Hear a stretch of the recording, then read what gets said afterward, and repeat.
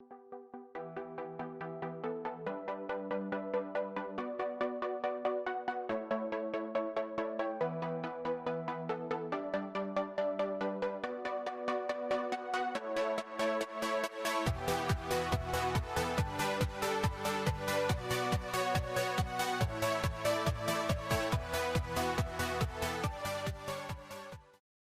Friends, मैं रोशन चिकने। आज मैं रिकॉर्ड करने जा रहा हूँ 12th स्टैंडर्ड का मैथ्स 2 का एक चैप्टर का formulas, that is commission, brokerage and discount. जो मेरे स्टूडेंट्स है, हमारा ये चैप्टर ऑलरेडी खत्म हो चुका है, फिर भी इस चैप्टर्स के फॉर्मूलाज के ऊपर अलग से फोकस करना पड़ेगा। तो इस वीडियो को अच्छे से सुनना। जैसे अपने हर एक चैप्टर खत्म होंगे, मैं इस टाइप ऑफ पीपीटी फॉर्मेट में एक फॉर्मूलाज और लेक्चर बनाते रहूंगा। तो चैनल को सब्सक्राइब करना, आपको धीरे धीरे करके हर एक चैप्टर के फॉर्मूला सेशन मिल जाएंगे। फॉर्मूलाज आपको लॉजिकली समझ में आ जाएंगे। ठीक है, तो चलो विदाउट वेस्टिंग एनी टाइम चालू करते हैं। क्या क्या फॉर्मूला हमने सीखा था। ठीक है, तो सबसे पहला फॉर्मूला कमीशन के अंदर, सबसे पहला फॉर्मूला जो हमने सीखा था that is of commission of course. क्या था कमीशन का फॉर्मूला? तो formula commission is equal to sales into rate of commission. ये फॉर्मूला हमने सीख लिया है। ठीक है, तो क्या बोलता है ये formula? Commission is equal to sales into rate of commission. पहले मेरे को बताओ, कमीशन ये टर्म एक्सप्लेन किया हमने। कमीशन किसको पे करते हैं? सेलिंग एजेंट को। तो सेलिंग एजेंट जितना अमाउंट ऑफ सेल करेगा, उस सेल्स के ऊपर कुछ रेट ऑफ कमीशन यानी कुछ रेट परसेंटेज के हिसाब से क्या करेगा, कुछ कमीशन चार्ज करेगा। तो सपोज कोई अपना एजेंट है जिसने 1 लाख रुपीज का सेल किया है, उसको डिसाइडेड 10% का कमीशन का रेट पे करने का प्रॉमिस किया था। तो 1 लाख का 10% विल बी 10,000। उसको क्या मिल जाएगा? कमीशन मिल जाएगा। कमीशन को क्या बोलेंगे? उस एजेंट का अर्निंग। तो एक बेसिक सा फॉर्मूला था इस चैप्टर के अंदर का, दैट इज कमीशन। कभी कभी उसको अर्निंग ये वर्ड भी यूज कर देते हैं। अब ये जो फॉर्मूला है ना, ये अपने आप में 3 फॉर्मूला लेके बैठा है। ये कैसे? Commission is equal to sales into rate of commission, 3 item का फॉर्मूला। तो क्वेश्चन कमीशन भी फाइंड आउट करने बोल सकता है, कभी क्वेश्चन तुम लोग को सेल्स भी फाइंड आउट करने बोल सकता है, या क्वेश्चन कभी परसेंटेज में रेट ऑफ कमीशन भी तो फाइंड आउट करने बोल सकता है। तो जो भी फाइंड आउट करने बोलेगा, सेम फॉर्मूलास को अपन क्या करेंगे? चेंज करेंगे। जो मल्टीप्लाई डिवाइड हो जाएगा, जो डिवाइड मल्टीप्लाई हो जाएगा। ठीक है, फिर इसके अंदर इसी एक्सरसाइज के अंदर, फर्स्ट एक्सरसाइज के अंदर 1.1 के अंदर हमने इसमें थोड़े कुछ अलग लेवल ऑफ क्वेश्चन किए थे। दैट इज कुछ टाइप ऑफ क्वेश्चन ऐसे होने का कि कोई एक बंदा है जिसका अर्निंग का वो लोग डिटेल देते थे, क्या अर्न करता था वो, तो बोलते थे उसको अर्निंग में फिक्स सैलरी मिलता है एज वेल एज कुछ कमीशन मिलता है। ठीक है, तो जैसे क्वेश्चन बात करेगा उसके हिसाब से अकॉर्डिंगली अपने को अर्निंग का फॉर्मूला चेंज करना पड़ेगा। तो अर्निंग क्या क्या हो गया अभी? Fix salary plus commission. कुछ क्वेश्चंस के अंदर अर्निंग हमने कुछ ऐसे फाइंड आउट किया है, that is earning is equal to, वो सैलरी पे नहीं था लेकिन कमीशन उसको प्रो रेटा बेसिस पे मिलता था। प्रो रेटा बेसिस पे मतलब कमीशन, सपोज कमीशन मिलता था 5% on the sales up to से 50,000। ठीक है, तो 50,000 तक वो जितना सेल करेगा उसके ऊपर 5% कमीशन। ओवर 50,000 जितना भी सेल करेगा उसके ऊपर सपोज उसको मिलता था 8% कमीशन। तो फिर वो अपन लिखा करते थे commission of 8% on sales over 50,000। Okay, तो ये कुछ हमने इसके ऊपर के कुछ क्वेश्चन कर लिए थे। तो जैसे भी वो लोग अर्निंग बोलेंगे, अकॉर्डिंगली तुम लोग के फॉर्मूला चेंज करना आना चाहिए। अभी फिक्स सैलरी तो क्वेश्चन प्रोवाइड करेगा, कमीशन तो यही वाला पुराना वाला फॉर्मूला अपना यूज हो जाएगा, that is sales into rate of commission. Fix salary provide करेगा क्वेश्चन तो अच्छा है, नहीं प्रोवाइड करेगा तो अगेन अपने को या तो अर्निंग देगा या तो कमीशन देगा, अपने को फिक्स सैलरी फाइंड आउट करना पड़ेगा। तो इसके हिसाब से हमने जो भी क्वेश्चंस बनते हैं वो हमने फाइंड आउट कर लिए थे। ओके, क्वेश्चंस के आंसर के अंदर ये मैंने डिटेल में एक एक फॉर्मूला बोला है। तो अभी के लिए फॉर्मूलास कमीशन के ऊपर का इतना ही बोला जा सकता है, फिर आगे कमीशन और ब्रोकरेज जो फॉर्मूलास गिवन से। ओके, फिर कुछ डिस्काउंट वाले टर्म्स पे आगे बढ़ते हैं। डिस्काउंट वाले फॉर्मूलास के अंदर एक चीज हमेशा याद रखना है, दैट इज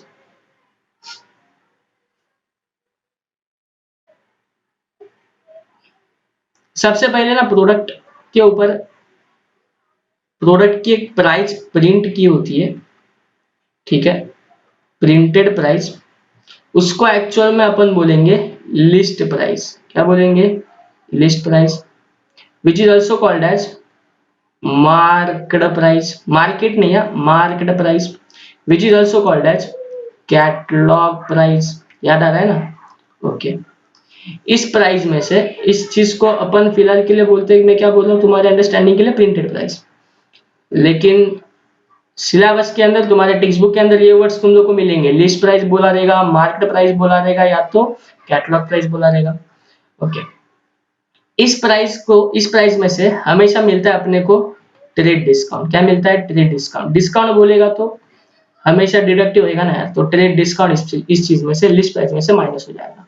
जब भी लिस्ट प्राइस में से ट्रेड डिस्काउंट माइनस करोगे तुम लोग को मिल जाएगी एक सेलिंग प्राइस। सेलिंग प्राइस में से फिर माइनस हो जाएगा कैश डिस्काउंट। ठीक है, तो कैश डिस्काउंट माइनस करने के बाद अपने को मिल जाएगी नेट सेलिंग प्राइस। ये टेबल बहुत ही ज्यादा काम आएगा अपने को क्वेश्चन सॉल्व करने के लिए। इसके ऊपर बहुत सारे क्वेश्चंस बने। क्वेश्चन बोलेगा net selling price find out करो, या तो क्वेश्चन बोलेगा लिस्ट प्राइस फाइंड आउट करो। तो जो भी बोलेगा अपन इस टोटल जो भी चीज लिखा मैंने उसके दो पार्ट करते हैं और दो फॉर्मूला हमने कुछ ऐसे बनाए थे। सबसे पहले एक सेलिंग प्राइस का फॉर्मूला बनाएंगे और एक एनएसपी का बनाएंगे। तो लिस्ट सेलिंग प्राइस का फॉर्मूला पहले यहाँ से बोल दो मेरे को क्या बन जाएगा, बाद में मैं लॉजिक बोलता हूँ। लिस्ट प्राइस माइनस टीडी, और नेट सेलिंग प्राइस का फॉर्मूला क्या बन जाएगा, जो सेलिंग प्राइस मिला, ये जो सेलिंग प्राइस मिला उसमें से क्या माइनस करेंगे, कैश डिस्काउंट, तो ये मिल गया नेट सेलिंग प्राइस। अभी ये क्या चीज है, ये ऐसा ही क्यों फ्लो होता है, तो जरा समझ लो डिटेल में लॉजिक के साथ। लिस्ट प्राइस में से क्या बोला मैंने, माइनस करने का टीडी, फिर मिलेगा सेलिंग प्राइस, फिर क्या माइनस करने का सीडी, फिर मिलेगा नेट सेलिंग प्राइस। सपोज किसी प्रोडक्ट का प्राइस है, लिस्ट प्राइस है 1000, मतलब उसके ऊपर प्रिंटेड प्राइस 1000 लिखी है, उसके ऊपर सपोज अपने को 10% का ट्रेड डिस्काउंट मिला, दैट इज सेल वाला, 10% विल भी कितना 100। तो फिर वो प्रोडक्ट उस सेलर ने बेचने निकाला 900 में, लेकिन अपना पहचाना या फिर हमने ऑनलाइन उसको, या फिर हमने उसको कैश पेमेंट किया। कैश पेमेंट करने की वजह से सपोज उसने और 100 रुपीज का अपने को डिस्काउंट दिया, तो फाइनली वो चीज मैंने कितने में खरीदा, 800 में। तो ये तो नॉर्मल मैकेनिज्म है ना, अपन कोई भी चीज खरीदने जाते तो यही फॉलो करते। तो बस इसी चीज को थोड़ा आज टर्म्स के साथ हमने बात किया है। एक लिस्ट प्राइस, उसमें से minus TD you get selling price. Okay, selling price में से minus TD you get net selling price. तो ये चीज से अपन ने ये दो फॉर्मूला बना लिए, ये दो फॉर्मूला काम करेंगे, सेलिंग प्राइस एनएसपी। इसके ऊपर बहुत सारे क्वेश्चन बने, जैसे मैंने थोड़ा टाइम पहले भी बोला, या तो क्वेश्चन अपने को net selling price find out करने बोलेगा, या तो क्वेश्चन अपने को एनएसपी फाइंड आउट करने बोलेगा। तो बाकी सब चीजें प्रोवाइड करेंगे, कोई भी एक चीज फाइंड आउट करने बोलेंगे, ठीक है, या तो डिस्काउंट फाइंड आउट करने बोल सकते हैं। तो आराम से ये दो फॉर्मूला से अपना काम बन जाएगा, हो जाएगा। और एक चीज बोलना चाहता हूँ, अगर टीडी है, टीडी अगर लिस्ट प्राइस में से माइनस हो रहा है, टीडी अगर क्या बोल रहा हूँ, लिस्ट प्राइस में से माइनस हो रहा है, तो टीडी हमेशा चार्ज किस चीज पे होएगा, तो लिस्ट प्राइस के ऊपर होएगा। मतलब लिस्ट प्राइस के ऊपर जो भी परसेंटेज दिया जाएगा टीडी का, वो चार्ज करो, अपने को टीडी मिल जाएगा। सेम अगर लॉजिक के साथ आगे पूछूं, सीडी किसके ऊपर चार्ज करोगे, तो सीडी सेलिंग प्राइस में से माइनस करना है ना, तो सेलिंग प्राइस के ऊपर चार्ज करोगे, सेलिंग प्राइस इनटू जो भी परसेंटेज क्वेश्चन में प्रोवाइड किया। आई होप ये आपको डिस्काउंट के बेसिक फॉर्मूलास क्लियर है। फिर थोड़ा advance level, that is exercise 1.2 के अंदर के जो हमने क्वेश्चन सॉल्व किए थे, उसके अंदर के फॉर्मूलास पे आगे बढ़ते हैं। ओके, तो उन फॉर्मूलास के लिए आगे एक स्टोरी समझना पड़ेगा, छोटा सा स्टोरी, बस बड़े अच्छे से ध्यान देना क्या बोलते जा रहा हूं। ओके, तो सब याद आ जाएगा, बस सुनते रहना, और ये स्टोरी समझ लो तो फॉर्मूला की बिल्कुल भी दिक्कत नहीं होगी। बहुत सारे फॉर्मूलास बनाऊंगा मैं एक एक करके, बस थोड़ा ये स्टोरी पे ध्यान देना। तो यहाँ पे सपोज है मिस्टर ए और यहाँ पे है मिस्टर बी। मिस्टर ए कौन है, मिस्टर ए सेलर है, मिस्टर बी कौन है, बायर है। तो मिस्टर ए ने क्या किया, मिस्टर बी को गुड्स बेचा 10,000 का, ठीक है, लेकिन मिस्टर बी ने मिस्टर ए को पेमेंट नहीं किया। मिस्टर बी बोलता है मिस्टर ए को मैं पेमेंट 3 महीने के बाद करेगा। जैसे मिस्टर बी ने ये चीज बोला, मिस्टर ए मिस्टर बी को बोलता है फिर मैं तेरे से 10,000 नहीं लेगा, फिर तुझे मेरे को 3 महीने के बाद 11,000 पे करना पड़ेगा। ओके, अगर ये ट्रांजैक्शन इन दोनों में हो जाता है तो सबसे पहले कुछ टर्म्स समझते चलो बाजू में, जो भी मैं एक एक नंबर लिखते जा रहा हूँ, उसको एक एक करके टर्म डिनोट करेंगे। दैट इज 10,000 को बोलेंगे प्रेजेंट वर्थ, क्या बोलेंगे, प्रेजेंट वर्थ। 11,000 को बोलेंगे सम ड्यू। ऐसा क्यों, ठीक है, बोलता हूँ थोड़ा टाइम में। 11,000 10,000 का डिफरेंस इज 1,000, उस चीज को बोलेंगे TD, that is true discount. तो 1000 का एक मेरे को फॉर्मूला बोल दो ना, सिंपल सा 1000 का एक फॉर्मूला। 1000 मैथमेटिकल तुमने कैसे निकाला, 11 माइनस 10, तो 11 मतलब 11 मतलब क्या था, एच डी, माइनस 10 मतलब क्या था, पीडब्ल्यू। तो H D minus PW you get T D, ये बन गया अपना पहला फॉर्मूला। अगेन ये फॉर्मूला, अगेन ये फॉर्मूला, तीन आइटम से बना है तो अपने अपने तीन फॉर्मूला लेके बैठा, दैट इज मैं इसी से एच डी का भी फॉर्मूला बना सकता हूँ, इसी से मैं पीडब्ल्यू का भी फॉर्मूला बना सकता हूँ। बोलो ना, बना सकते हैं ना। तो क्या बन जाएगा, एच डी का फॉर्मूला, एच डी इधर जाएगा, पीडब्ल्यू यहाँ पे आके प्लस हो जाएगा, तो टी डी प्लस पीडब्ल्यू। और पीडब्ल्यू का फॉर्मूला बनाने का है तो H D minus T D. Terms अच्छे से समझना, प्रेजेंट वर्थ ही इसको क्यों बोला, एचडी इसको क्यों बोला, टीडी इसको क्यों बोला। मैं आज इसको गुड्स बेच रहा हूँ, आज के आज पैसा देता है तो मैं 10,000 लेने के लिए रेडी था, इसका मतलब 10,000 इज द प्रेजेंट वर्थ, आज की cost of that goods. But मैं उसको 3 महीने का टाइम पीरियड देता हूँ तो मैं इससे 11,000 मांग रहा हूँ, तो 3 महीने के बाद जो अमाउंट मिलने वाला है, ड्यू है, मिला नहीं है, तो that's what is called as sum due. क्या लिखा है वो, H D is for sum due, receivable amount, इसके लिए उसको नाम किया सम ड्यू नाम दिया। और जो भी मैंने डिफरेंस चार्ज किया दैट इज इंटरेस्ट, इंटरेस्ट को आज इंटरेस्ट नहीं बोलेंगे, टीडी बोलेंगे, that is true discount, trade discount नहीं, गड़बड़ करते स्टूडेंट्स यहाँ पे, टीडी ट्रू डिस्काउंट है। ओके, यहाँ तक कहानी क्लियर है, तो थोड़ा आगे बढ़ते हैं। आगे बढ़ने से पहले मैं और एक फॉर्मूला बनाना चाहता हूँ, दैट इज टीडी 1000 कैसे आ जाएगा। तो एक इंपॉर्टेंट फॉर्मूला यहाँ पे ये भी बन जाता है, टीडी इज इक्वल टू, मेरे को बताओ 10,000 का गुड्स था ये पहले मालूम था, फिर जाके 3 महीने का हमने उसको बोला टाइम पीरियड दे दो, तो मैंने 11,000 चार्ज किया, तो पहले मेरे पास कौन सी फिगर थी, ओनली 10,000। 10,000 को याद रखते हुए मैंने उससे 11,000 मांगा ना, एक्स्ट्रा मांगा ना, तो पहले मेरे पास 10,000 यही इकलौती फिगर थी, तो 10,000 इस फिगर को हमने क्या नाम दिया है, प्रेजेंट वर्थ नाम दिया है। तो टीडी जब भी मैं उससे 1,000 रुपए एक्स्ट्रा मांगने का था तो मेरे पास अमाउंट थी PW, that's why TD is always and always charge on PW, क्यों निकालते समय अपने पास वही तो अमाउंट मालूम थी यार, तो TD is equal to PW into N into R by 100, जो भी रेट 10% या 11%, जो भी मैंने उससे 1000 एक्स्ट्रा चार्ज किया, मतलब 10% चार्ज किया, समझो 12 महीने का पीरियड है तो 12 महीना 3 महीना रिस्पेक्टिवली पीरियड से क्या करेंगे, मल्टीप्लाई करेंगे। तो एक इंपॉर्टेंट फॉर्मूला है, TD is equal to PW into N into R by 100, याद रख लेना इसको। लॉजिक ये है, टीडी चार्ज करते समय मुझे सिर्फ पीडब्ल्यू मालूम था, that's why TD is always and always calculated on PW, that is present worth. आगे बढ़ते हैं, फिर क्या हुआ, सपोज मिस्टर ए ने ये ट्रांजैक्शन मिस्टर बी के साथ कर दिया, 11,000 उससे मांग लिया, लेकिन मिस्टर ए को भरोसा नहीं मिस्टर बी 3 महीने के बाद पैसा देगा या नहीं देगा, तो मिस्टर ए ने क्या किया, एक पीस ऑफ पेपर उठाया, ओके, पीस ऑफ पेपर के ऊपर वही चीज सब इंग्लिश में लिखी कि तू मेरे को 11,000 देगा और उसके ऊपर अपना क्या कर, साइन कर, तो इस चीज को अपन बोलते हैं बिल्स ऑफ एक्सचेंज। क्या बोलते हैं, बिल्स ऑफ एक्सचेंज।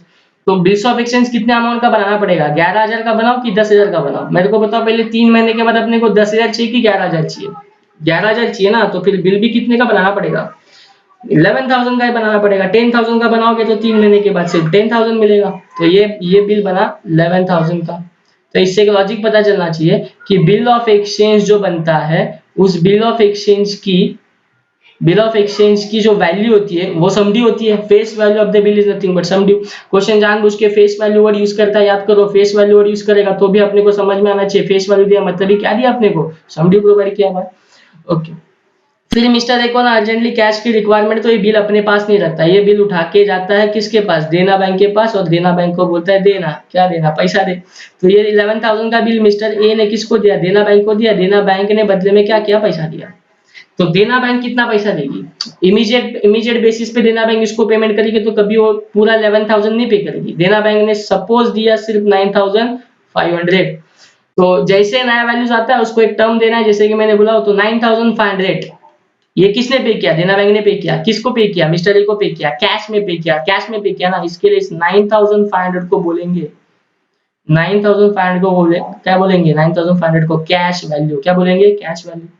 ओके, फिर अगेन एक डिफरेंस दिखता है तुम लोग को, तो 11,000 का बिल देके सिर्फ 9,500 देते हो लोग, मतलब कितना अमाउंट कम दिया, 11,000 का बिल देके सिर्फ 9,500 ही पे करते, मतलब कितना अमाउंट उन्होंने कम पे किया है, जरा बोलेंगे तो 1,500। तो इस चीज को भी कुछ तो बोलेंगे, क्या बोलेंगे, इस चीज को बोलेंगे बीडी, बैंकर डिस्काउंट।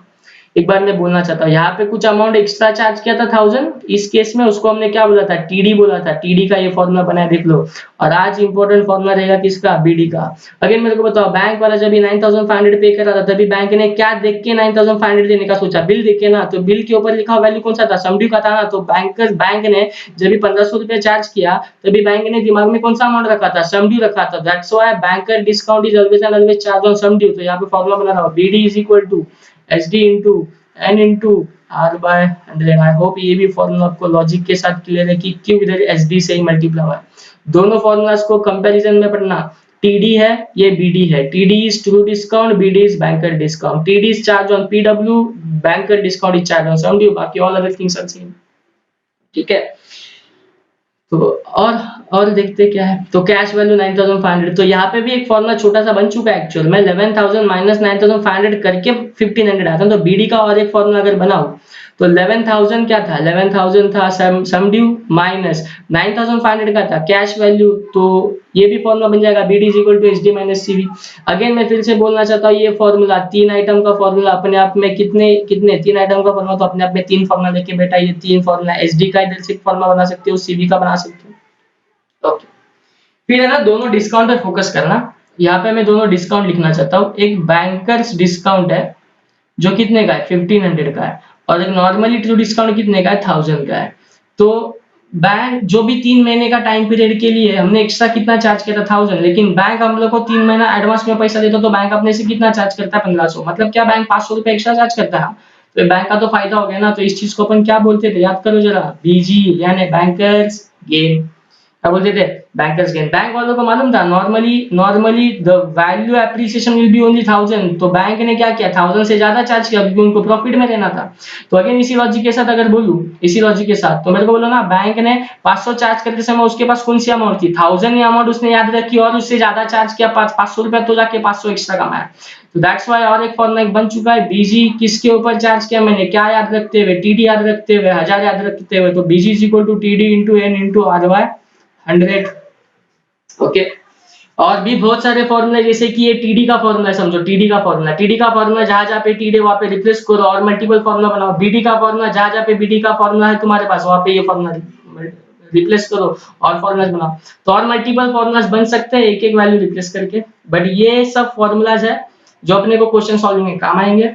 ओके, इतने ही फॉर्मूलाज है। अच्छे से इस फॉर्मूलाज के लॉजिक अगर आपको समझ में आए और ये लॉजिक लगाने का मेरा तरीका आपको पसंद है तो चैनल को सब्सक्राइब करना मत भूलना। और ऐसे हर एक चैप्टर के आपको फॉर्मूलाज वाले सेशन अलग से मिलते हैं। ठीक है, तो that's it for the day. Thanks to all of you.